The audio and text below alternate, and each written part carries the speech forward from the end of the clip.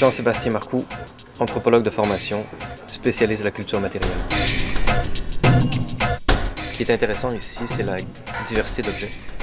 Ça part en fait des objets anciens aux objets de passé, des objets neufs, des fins de ligne, des surplus, des copies, des répliques, des anciens objets sériels, des marchandises, des aiguilles de tourne-disque qui se retrouvent rassemblées comme dans l'unique dépôt possible où tu peux en fait changer tes aiguilles.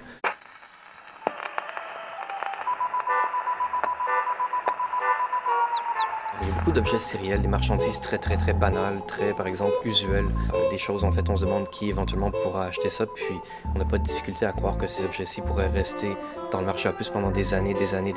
Mais dans ce lieu-ci, elle se trouve dans un lieu où tout devient possible jusqu'à un certain point. C'est un phénomène occidental, la consommation seconde main comme celle-ci.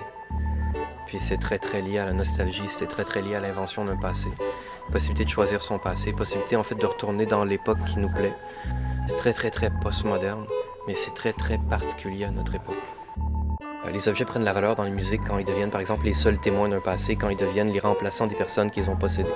Ici on est dans le revers, on a encore accès à l'accumulation, on a encore accès à des objets qui ont le malheur d'être encore attachés à des gens.